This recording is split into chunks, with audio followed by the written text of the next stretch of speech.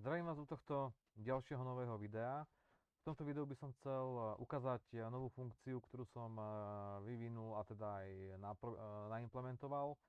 Ide o funkciu, ktorá umožňuje zobrazenie vzdialenej plochy počítača, na ktorom beží bot.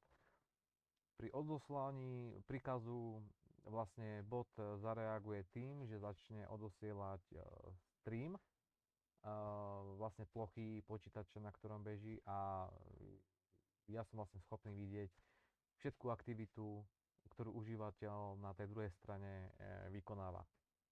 Táto funkcia je momentálne dostupná len prostredníctvom TCP protokolu, takže ja som vlastne napojený na aktívneho bota. Si tu ešte teda rekonektujem.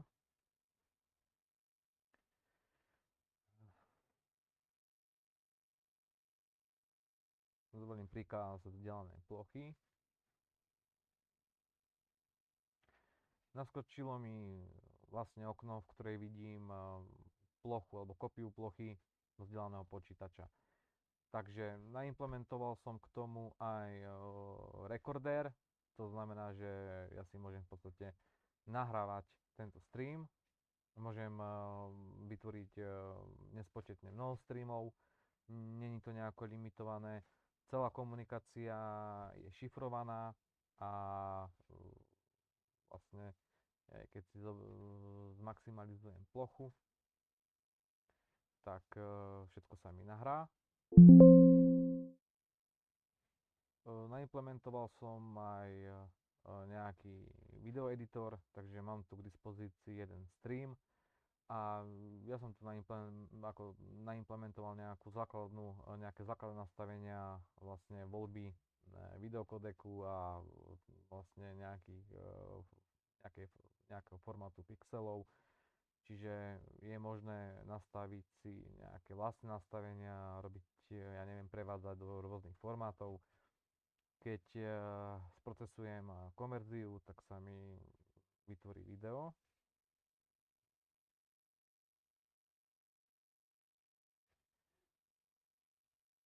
A keď si toto video spustím, tak mám tu uložené vlastne všetko, čo som zachytil, alebo teda zachytil pri nahrávaní.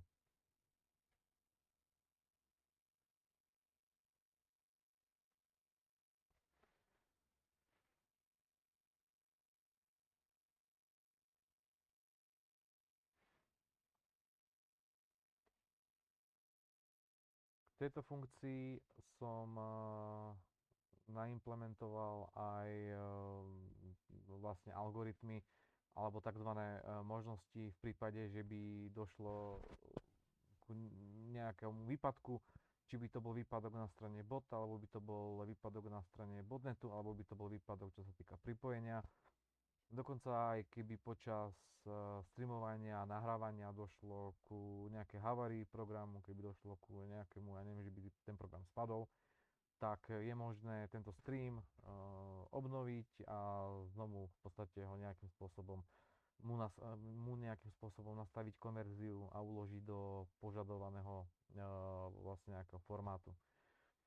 Takže je to vlastne zaujímavá funkcia. Trvalo mi tu nejakú dobu, kým som to zaimplementoval, ale dá sa to.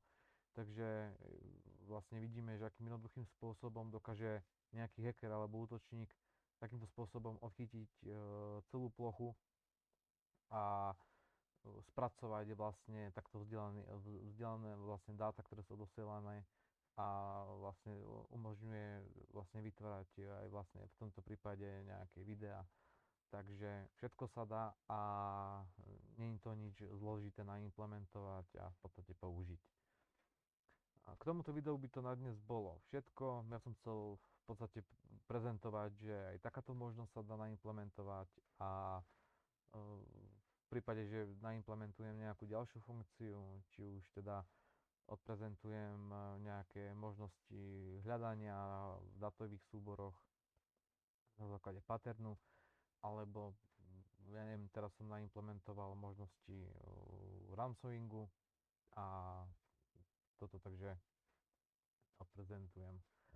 Ďakujem za pozornosť a teším sa na vás u ďalšieho videa.